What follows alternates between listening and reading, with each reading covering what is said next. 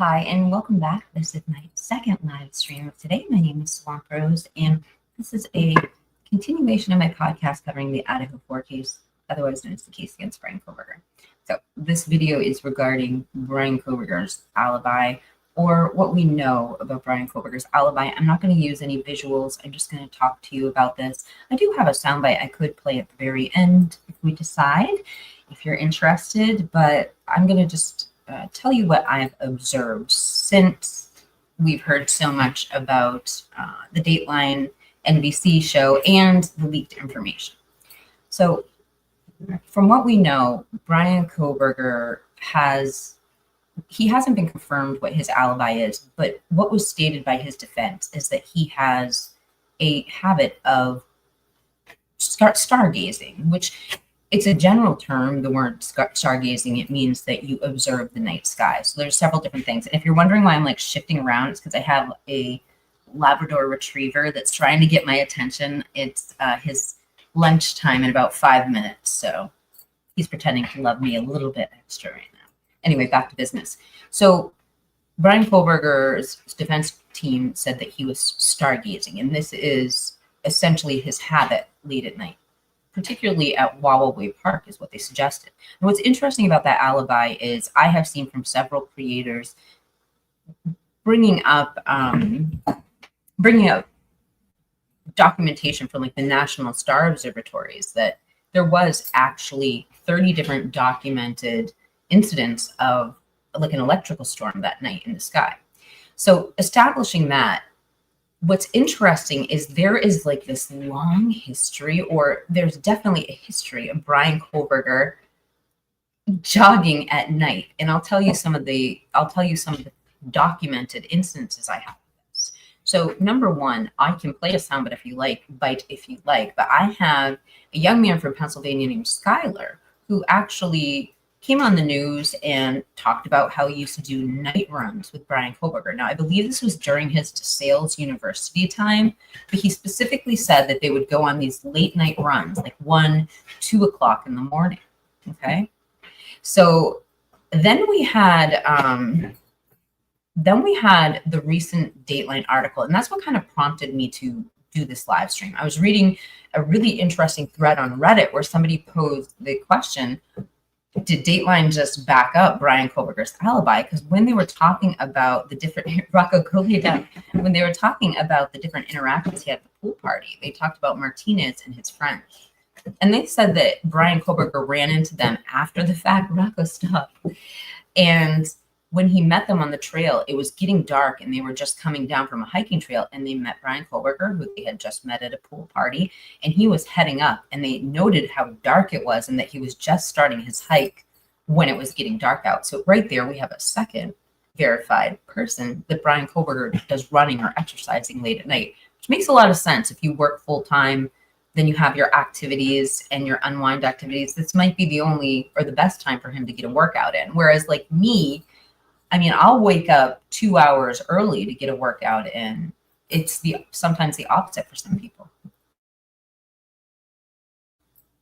Another incident I would cite that is documented was in Pennsylvania before he moved back. The only time we ever saw any sort of police record or police interaction with Bryan Kohberger was in Pennsylvania when he had been exercising late at night, and they had ended up closing the gates on his transportation. It was either his car or his bike, and he actually had to call the police department to have them let him into this park so he could get his transportation back. So there's another third incident. So I wanted to bring those up, and then I have another question for you, which is we've seen this most recent, and I actually was going to play a clip from Miss Potts. I have to give her credit. Miss Potts reviewed the new witness that is being subpoenaed from Pennsylvania. The name, my dog is not wanting this live stream to happen.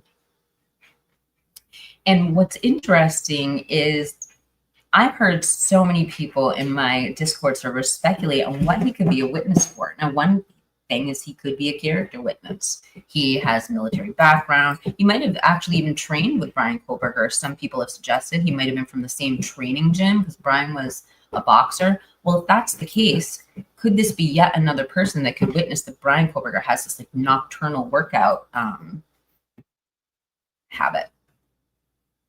So this guy's name, Miss Potts. Your super challenge.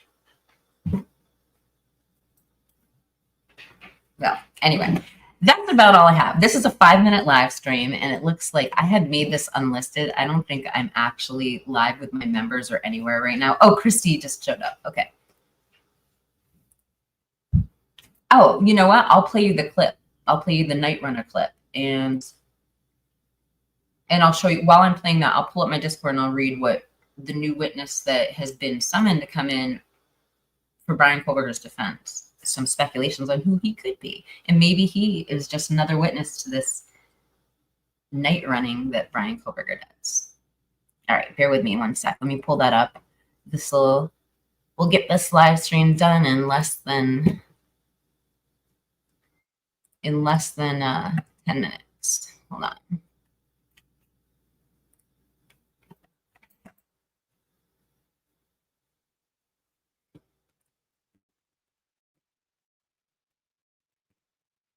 All right. Here we go.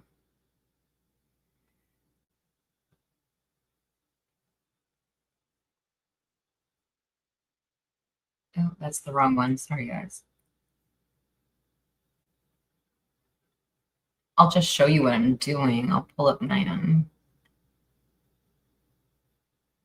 screen. I'm searching in the background for this video. It doesn't help that I have 1,300 videos. Here we go. My thoughts on Bryan Kohberger's Alibi.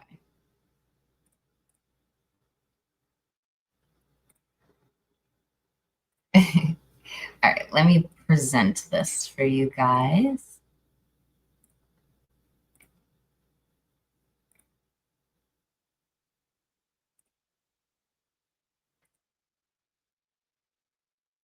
So I made this video over a year ago, but it has a clip from Jennifer Koffendorfer's Twitter page, which is interesting. I don't want to play all 11 minutes. Over the last month or so, I've seen a lot of timelines and maps regarding Bryan Kohberger's Alibi. So I'd like to just make some general observations about Bryan Kohberger's Alibi. My name is Swamp Rose, and this video is for entertainment purposes only, and it features adult content. Please make sure to do your own research and form your own opinions. I would love to hear your thoughts below. Please be kind to others. And if you'd like to leave a comment and you don't know what to say, just comment. So with that, let's begin.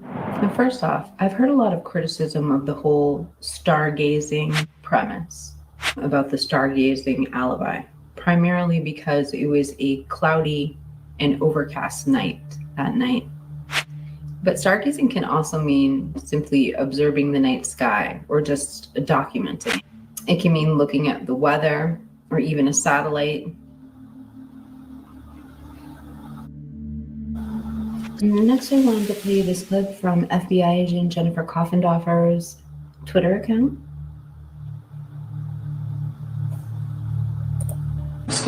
I used to go on night runs with him because I didn't want to go running at night by myself. So I would text him like, "Hey, you want to go for a run?" We go for 6-7 mile runs at night. So when I saw who it was, I was just in complete shock.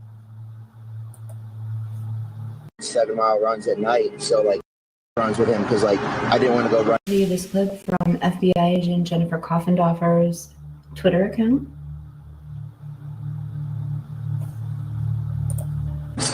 I used to go on night runs with him because I didn't want to go running at night by myself. So I would text him like, "Hey, you want to go for a run?" We go for 6-7 mile runs at night. So when I saw who it was, I was just in complete shock. I mean, I feel like that can be interpreted in both a way that can hurt and help BK. So on one hand, here's a guy who can back up BK's nocturnal activities. But then on the other hand, this could also show he was comfortable moving and physically exerting himself in the darkness of the night.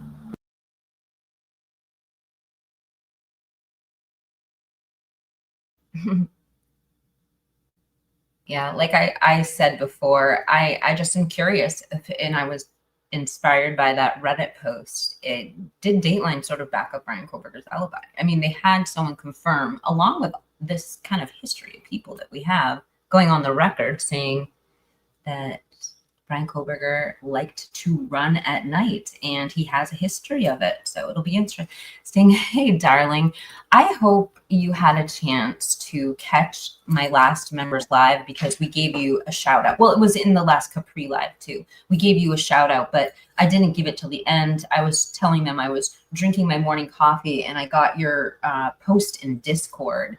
And so I went onto YouTube and I read all about the talk about the leak, and I did my own segment on it earlier, so I hope you catch it. Anyway, I just want to say hi. And Trisha, Echoes of Clarity, my dear, I want to tell you I love you very much. I love you guys. I'm going to sign off for the day. I hope you have a blessed day. Thank you for your positive energy. Thank you for my mods. Thank you to my viewers. And thank you to my members. And Kane is here. Kane wasn't here when I said last time. Everybody, please go visit these wonderful creators channels who are watching. All of them have Idaho 4 centric information on their channel, and yeah, I'd love for you to visit them and subscribe. They're part of my community. And Tonkin's here too. Okay, it was supposed to be a 10-minute live. It was 35 minutes long. It's interesting though, because when it talks about these are what people have gone on the record to say where their sources came from in the beginning. So anyway, I hope you guys have a great day. Thank you so much for showing up, and peace.